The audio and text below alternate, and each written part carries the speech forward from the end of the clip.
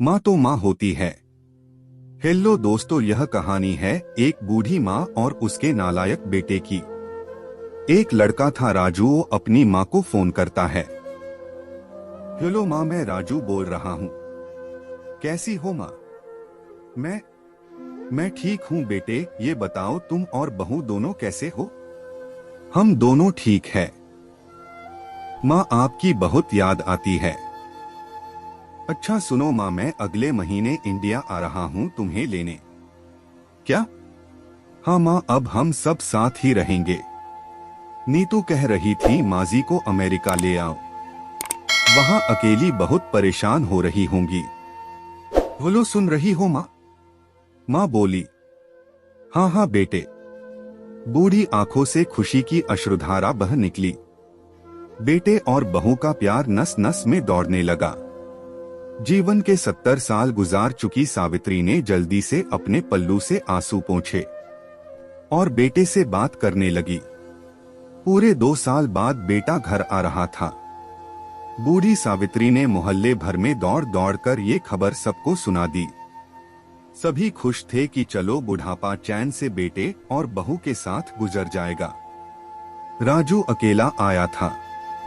उसने कहा कि माँ, हमें जल्दी ही वापस जाना है, इसलिए जो भी रुपया पैसा किसी से लेना है वो लेकर रख लो, और तब तक मैं किसी प्रॉपर्टी डीलर से मकान की बात करता हूँ।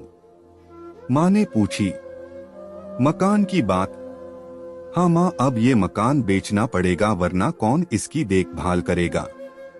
हम सब तो अब अमेरिका में ही रहेंगे। बूढ़ी आंखों ने मकान के कोने कोने को ऐसे निहारा जैसे किसी अबोध बच्चे को सहला रही हो।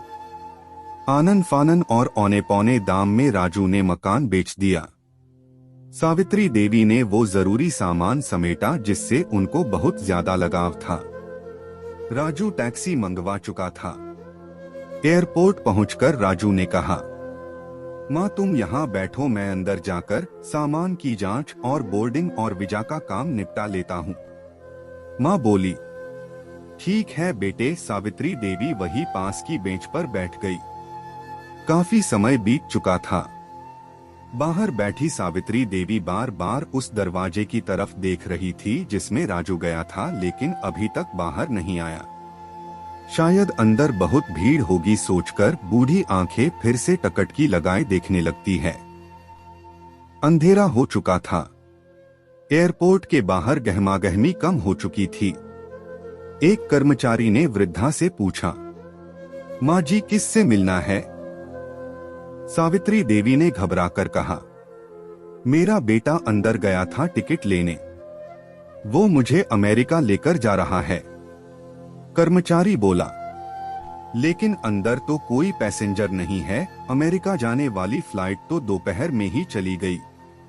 क्या नाम था आपके बेटे का? माँ बोली, राजू नाम है। सावित्री के चेहरे पे चिंता की लकीरें उभर आई। कर्मचारी अंदर गया और कुछ देर बाद बाहर आकर बोला, माँ जी, आपका बेटा राजू तो अमेरिका जाने वाली फ्लाइट से कब का जा चुका है। क्या? वृद्धा की आंखों से आंसुओं का सैलाब फूट पड़ा। बूढ़ी माँ का रोम रोम कांप उठा। किसी तरह वापस घर पहुंची जो अब बिक चुका था। रात में घर के बाहर चबूतरे पर ही सो गई। सुबह हुई तो दयालु मकान मालिक ने एक कमरा रहने को दे दिया। पति की पेंशन से घर का किराया और खाने का काम चलने लगा।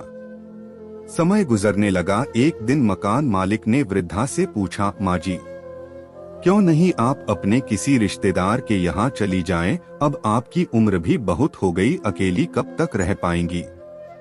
सावित्री बोली, हाँ चली तो जाऊं, लेकिन कल को मेरा बेटा आएगा तो यहाँ फिर कौन उसका ख्याल रखेगा? आंख से आंसू आने लग गए। दोस्तों, विनती है दोस्तों, माँ बाप का दिल कभी मत दुखाना। माँ तो माँ होती है। माँ का ममता कभी खत्म नहीं होता।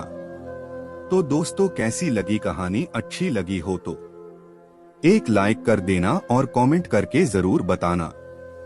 प्लीज अगर चैनल पर नए हो तो चैनल को सब्सक्राइब जरूर कर देना और बेल आइकन को दबा देना। दोस्तों, बहुत मेहनत से आपके लिए कहानी ढूंढ के लाता हूँ।